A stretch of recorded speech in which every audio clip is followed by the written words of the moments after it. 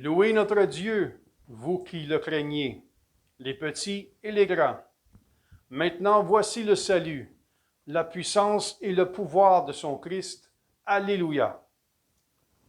Au nom du Père et du Fils et du Saint-Esprit, Amen. le Seigneur soit avec vous. Et avec votre esprit. Mes amis, c'est tous les jours, à chaque instant, que le Seigneur ne cesse de venir à notre rencontre. Personnellement, je continue à croire qu'à chaque célébration eucharistique, le Seigneur vient nous nourrir de sa parole et il a une parole, un mot pour chacune d'entre nous. Aujourd'hui, comme d'habitude, nous allons encore une fois nous ouvrir à lui, nous laisser habiter par son esprit, nous laisser nourrir par sa parole et pour que notre communion avec lui soit efficace, demandons que lui-même vienne se préparer une place en nous en purifiant notre intérieur.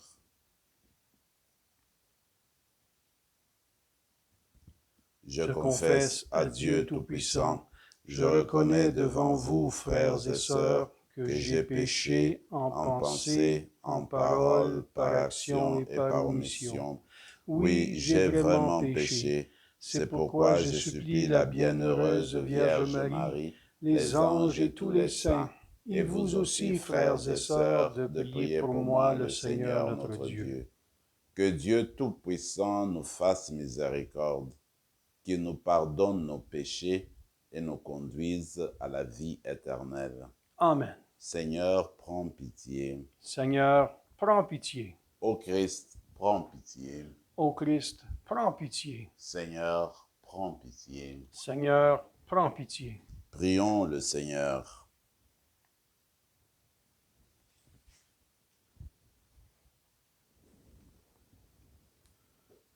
Seigneur Dieu, tu nous recrées pour la vie éternelle dans la résurrection du Christ. Affermis la foi et l'espérance de ton peuple. Et ne laisse pas le doute entamer notre confiance dans les promesses que toi-même nous as faites. Par Jésus-Christ, ton Fils, notre Seigneur, qui vit et règne avec toi dans l'unité du Saint-Esprit, Dieu, pour les siècles des siècles. Amen.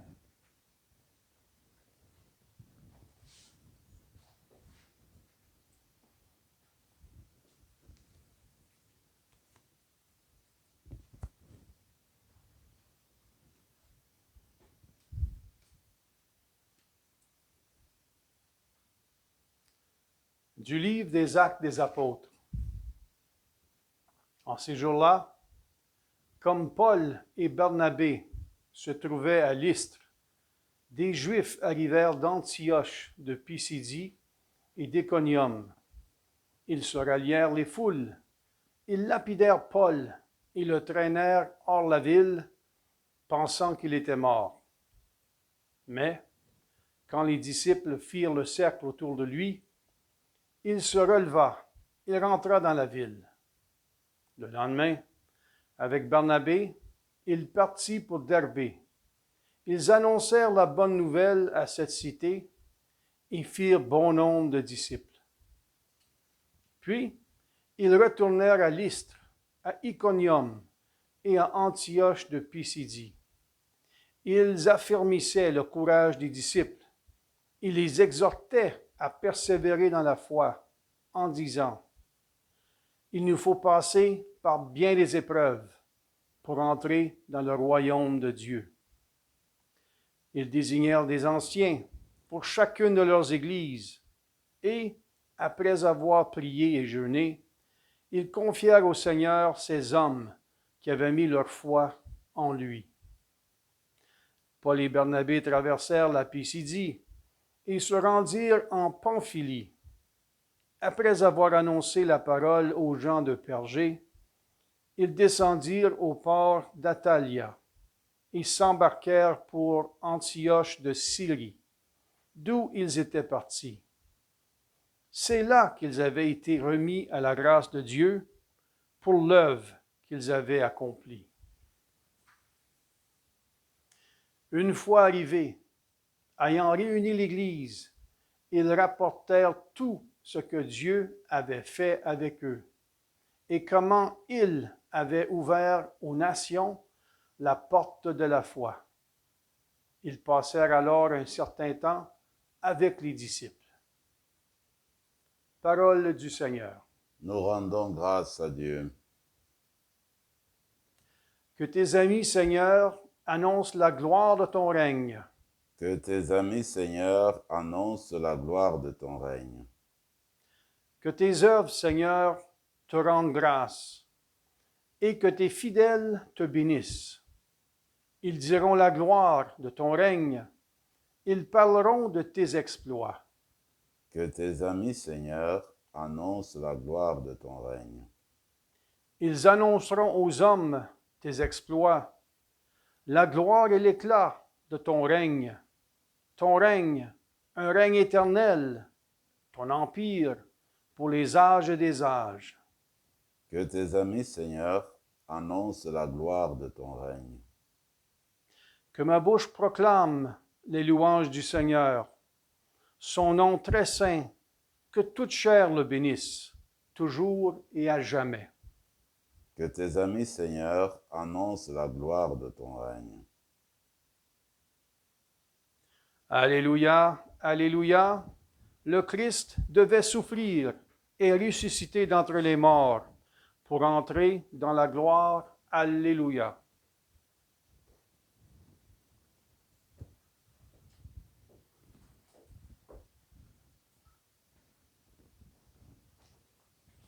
Le Seigneur soit avec vous. Et avec votre esprit. Évangile de Jésus-Christ selon saint Jean. Gloire à toi, Seigneur.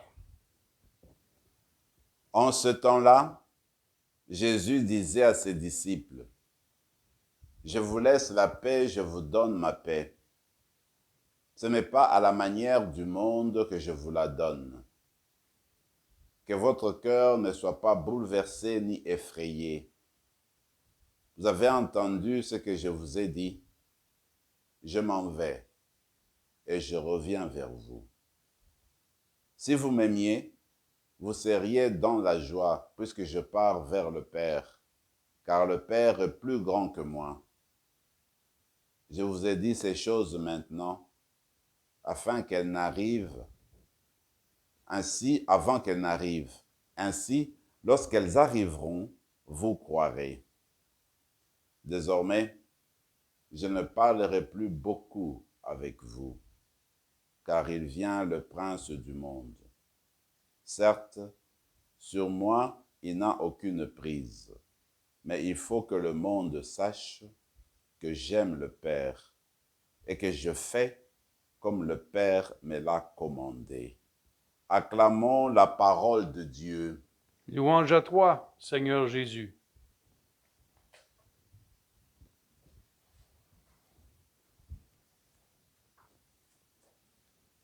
Dans le livre des Actes des Apôtres, Luc nous propose l'histoire de l'Église ancienne, comment tout a commencé. Et les spécialistes nous disent que finalement, quand on y fait vraiment attention, c'est comme si l'histoire s'élevait sur deux piliers, Pierre et Paul. Dans la première section du livre, on nous parle beaucoup de Pierre. Et depuis un temps déjà, c'est Paul qui ressort davantage, et cela continuera ainsi jusqu'à la fin du livre. Mais en fait, aujourd'hui, il me semble qu'on met davantage en évidence la figure de Paul. On sait qu'il était accompagné de Barnabé. Et voilà que cette fois-là, à un moment donné, les Juifs s'organisent pour le lapider, pour le torturer, le persécuter. Pratiquement, pour eux, ils voulaient même en finir avec sa vie. Ils se sont trompés.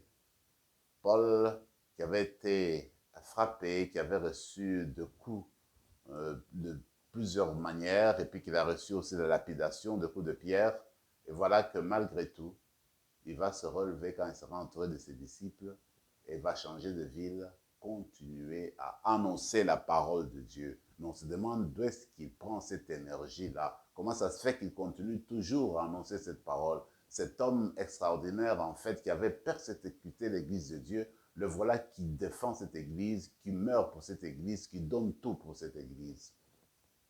C'est la force de l'Esprit. C'est la force de Christ ressuscité en lui. Parce que Paul a tout donné au Christ ressuscité. Et pour cela, il demeure un modèle, un exemple pour tout genre d'apostolat, pour tout apôtre, pour tout missionnaire.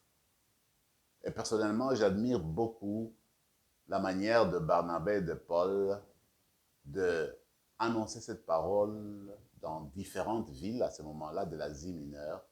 Et quand ils reviennent dans les mêmes villes où ils étaient déjà passés, eh bien, dit le texte, ils encouragent les fidèles. Ils les affermissent dans la foi. Ils les aident à continuer à avancer sur cette voie-là. Et comme ils ont fait tout le tour, d'abord, on voit leur manière de procéder. Quand ils reviennent dans les villes, eh bien, ils nomment des anciens, c'est-à-dire qu'on appelle aujourd'hui des prêtres, des anciens pour gérer la communauté, pour encadrer la communauté, guider la communauté, assurer que dans la communauté, on annonce la parole de Dieu, qu'on célèbre le sacrement et qu'on continue à bâtir le royaume de Dieu sur cette terre. Tel que le texte d'aujourd'hui se termine, l'extrait que nous avons lu du livre des Actes des Apôtres, c'est que Paul et Barnabé reviennent à Antioche de Syrie. C'est l'église, en fait, qui les avait envoyés en mission. Les membres de cette église avaient prié ensemble pour que Paul et Barnabé prennent le devant et aillent annoncer la parole de Dieu comme missionnaires, des missionnaires venant de l'église d'Antioche, de Syrie. Alors quand ils reviennent, ils font leur rapport. Ils disent comment Dieu a travaillé avec eux, comment Dieu en fait a permis que la porte de la foi soit ouverte chez les païens. Quand tu as une porte, eh bien on t'ouvre la porte, c'est que tu entres dans un domaine, tu entres dans une salle si tu veux, tu entres dans un lieu où, eh bien, comme c'est la porte de la foi, où justement on vit la foi, où la foi s'exerce, où on approfondit la foi. C'est que Dieu a ouvert cette porte-là aux païens, donc aux nations. D'ailleurs, cette expression-là, la porte de la foi, le pape Benoît XVI, l'ancien évêque de Rome, l'avait utilisée pour justement lancer ce qu'il a appelé l'année de la foi à un moment donné. Alors c'était le thème en fait de l'année de la foi. Il me semble que ça peut être notre prière aujourd'hui, que le Seigneur continue à nous ouvrir la porte de la foi dans nos cœurs, pour qu'au jour le jour, dans notre manière d'être, de vivre et de porter témoignage, que nous ne cessions d'approfondir notre foi. Parce qu'il faut passer par cette porte-là pour justement s'imbiber de la foi, pour vivre de la foi et continuer à s'enraciner dans la même foi. La foi en Jésus-Christ, c'est lui qui est venu pour que nous ayons la vie éternelle. C'est ce même Jésus-Christ qui est arrivé à la fin de sa vie, à la fin de son parcours terrestre. Alors il est entouré de ses disciples, il faut qu'il leur dise adieu. Il commence à préparer leur cœur parce que d'ici là, on va fêter l'ascension. Il va monter au ciel comme on le sait et nous sommes à peu près à 10, 9 jours de l'ascension. Et voilà que le Seigneur prépare le cœur de ses disciples. Mais là, c'est la tristesse, c'est le bouleversement.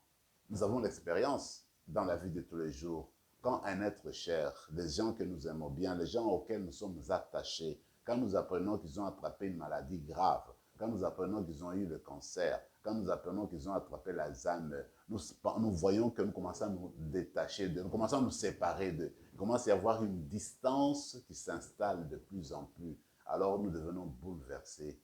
Alors nous sommes effrayés parce que nous ne savons pas comment les choses vont se dérouler.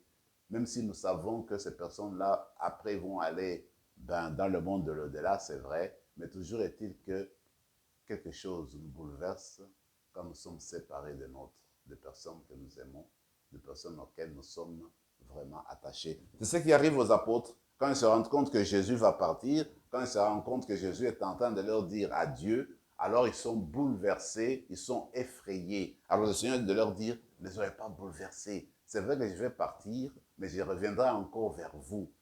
Je ne serai pas totalement parti. En fait, c'est l'explication de l'ascension, c'est l'explication de l'absence du Seigneur. Le Seigneur, c'est vrai, il va partir, mais en étant absent physiquement, il sera présent d'une autre manière, dans un autre mode. Alors, cette manière-là sera même plus efficace. Regardons le cas de Paul.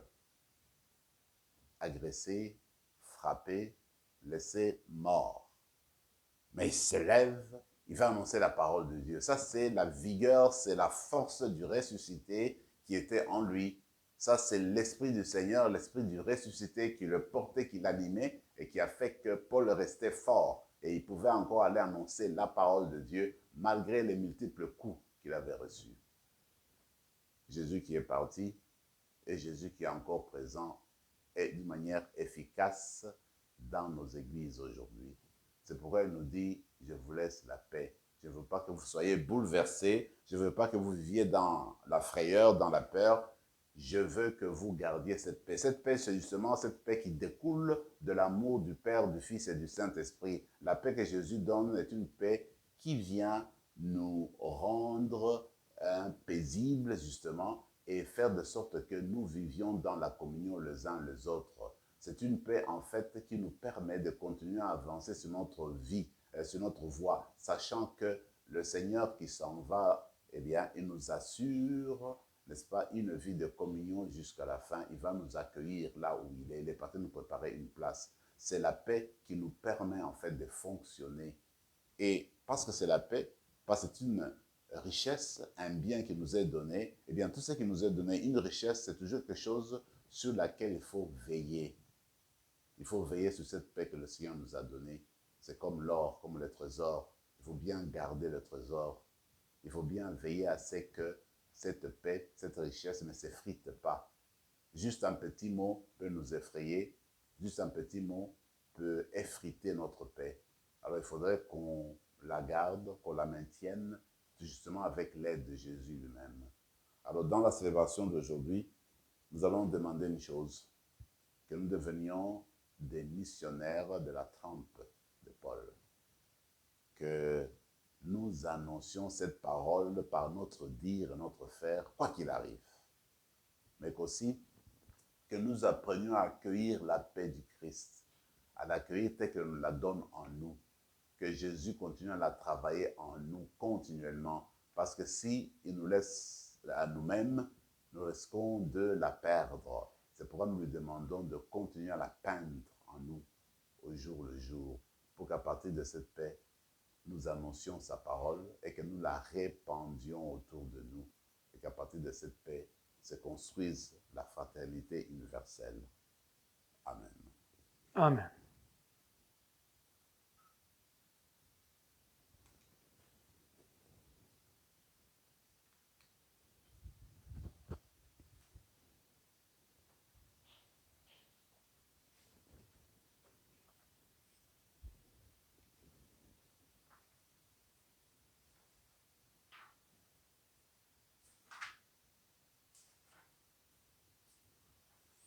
Tu es béni, Seigneur, Dieu de l'univers. Nous avons reçu de ta bonté le pain que nous te présentons, fruit de la terre et du travail des hommes et des femmes.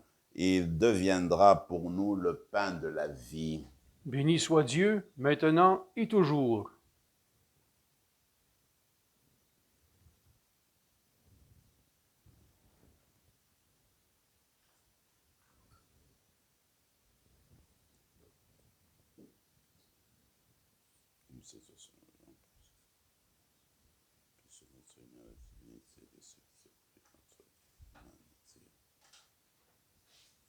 Tu es béni, Seigneur, Dieu de l'univers. Nous avons reçu de ta bonté le vin que nous te présentons, fruit de la vigne et du travail des hommes et des femmes. il deviendra pour nous le vin du royaume éternel. Béni soit Dieu, maintenant et toujours. Le cœur humble, contrit, nous te supplions, Seigneur, accueille-nous. Que notre sacrifice en ce jour trouve grâce devant toi, Seigneur notre Dieu. Prions ensemble, mes frères et mes sœurs, au moment d'offrir le sacrifice de toute l'Église. Pour la gloire de Dieu et le salut du monde. Accueille, nous t'en prions, Seigneur, les dons de ton Église en fête. Tu es pour elle à l'origine d'un si grand bonheur, qui s'épanouisse en joie éternelle. Par Jésus le Christ, notre Seigneur. Amen. Le Seigneur soit avec vous. Et avec votre esprit. Élevons notre cœur. Nous le tournons vers le Seigneur. Rendons grâce au Seigneur notre Dieu. Cela est juste et bon. Vraiment, il est juste et bon pour ta gloire et notre salut, de te louer, Seigneur, en tout temps, mais plus encore, de te glorifier en ces jours où le Christ, notre Pâque, a été immolé. Par l'offrande de son corps, il mène à leur achèvement, dans la vérité de la croix, les sacrifices de l'ancienne alliance. Et quand il te remet son esprit pour notre salut, il est lui seul, le prêtre, l'autel et l'agneau du sacrifice. C'est pourquoi la joie pascale rayonne par tout l'univers, la terre entière exulte, les puissances d'en haut et les anges du ciel chantent sans fin l'hymne de ta gloire. Saint, Saint, Saint, le Seigneur, Dieu de l'univers, le ciel et la terre sont remplis de ta gloire. Hosanna au plus haut des cieux. Béni soit celui qui vient au nom du Seigneur. Hosanna au plus haut des cieux. Tu es vraiment saint, Dieu de l'univers, et il est juste que toute la création proclame ta louange, car c'est toi qui donnes la vie, c'est toi qui sanctifies toutes choses par ton Fils Jésus-Christ notre Seigneur, avec le concours de l'Esprit Saint. Et tu ne cesses de rassembler ton peuple, afin que du levant au couchant du soleil, une offrande pure soit présentée à ton nom. C'est pourquoi nous te supplions, Seigneur, de consacrer toi-même les offrandes que nous apportons. Sanctifie-les par ton esprit pour qu'elles deviennent le corps et le sang de ton Fils Jésus-Christ notre Seigneur, qui nous a dit de célébrer ce mystère. La nuit même où il fut livré, il prit le pain. En te rendant grâce, il dit la bénédiction. Il rompit le pain et le donna à ses disciples en disant, « Prenez et mangez-en tous, ceci est mon corps livré pour vous. »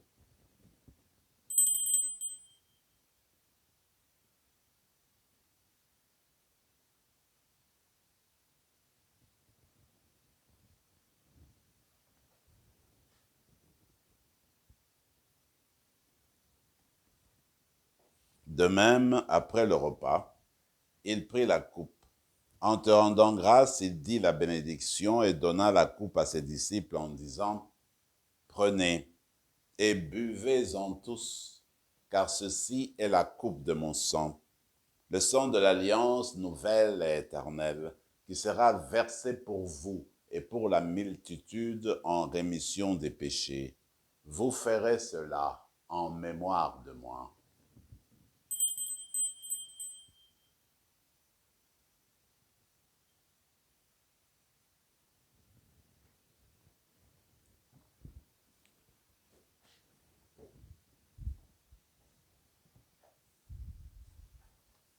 Proclamons le mystère de la foi.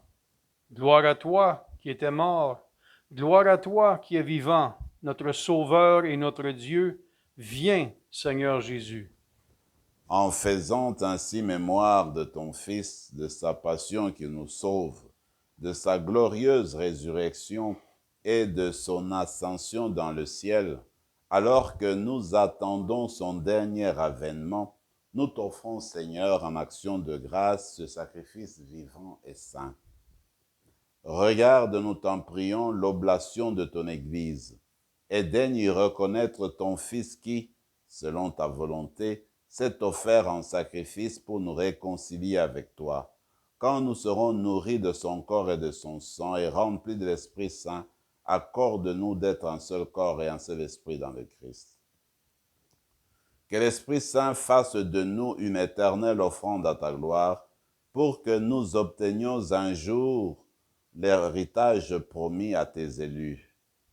En premier lieu, la bienheureuse Vierge Marie, Mère de Dieu, avec Saint Joseph, son époux, les bienheureux apôtres, le glorieux martyr, Saint Rémy, et tous les saints qui ne cessent d'intercéder auprès de toi et nous assurent de ton secours. Et maintenant, nous te supplions, Seigneur, par le sacrifice qui nous réconcilie avec toi, étends au monde entier le salut et la paix.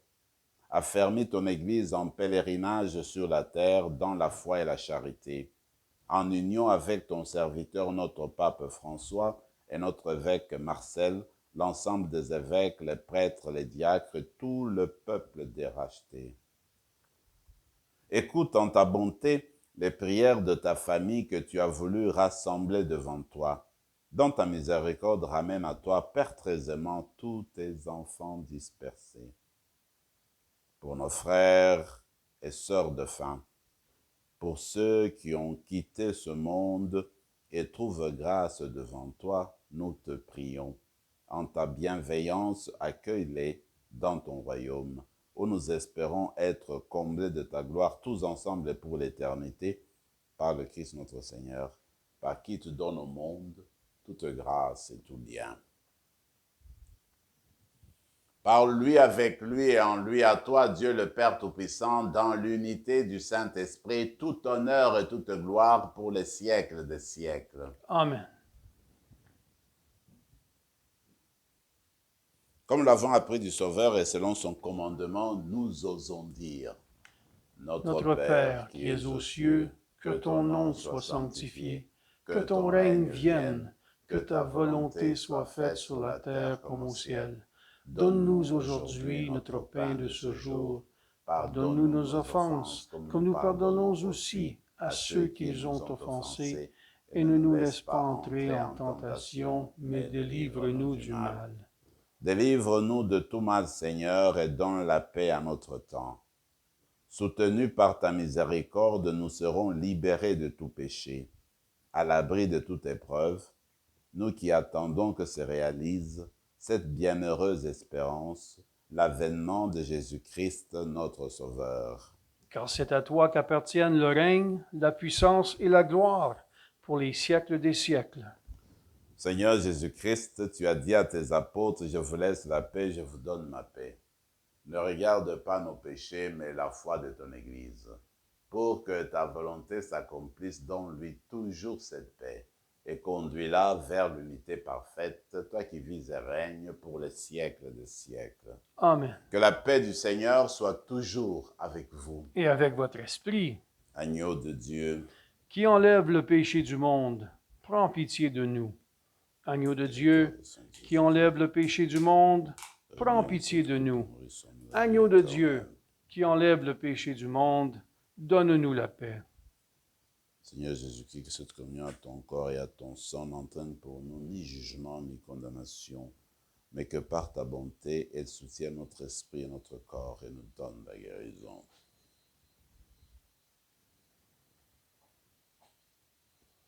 Voici la paix de Dieu, voici l'agneau de Dieu, voici celui qui enlève les péchés du monde. Heureux les invités au repas des noces de l'agneau.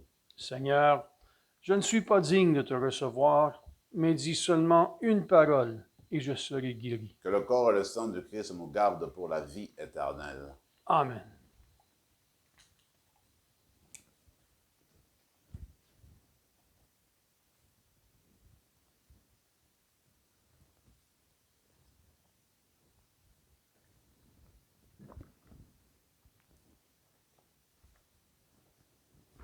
Le corps du Christ. Amen.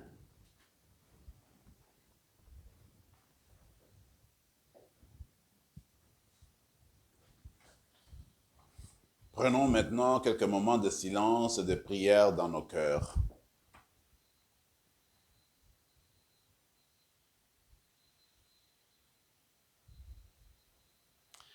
Si nous sommes passés par la mort avec le Christ, nous croyons que nous vivrons aussi avec lui.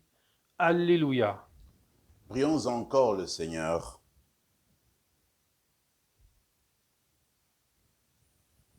Regarde avec bonté, Seigneur, nous t'en prions, le peuple que tu as rénové par tes sacrements. Accorde-nous de parvenir à la vie incorruptible, lorsque notre chair ressuscitera dans la gloire. Par le Christ, notre Seigneur. Amen. Le Seigneur soit avec vous. Et avec votre esprit. Et que Dieu Tout-Puissant vous bénisse, le Père, le Fils et le Saint-Esprit. Amen. Allez dans la paix du Christ. Nous rendons grâce à Dieu.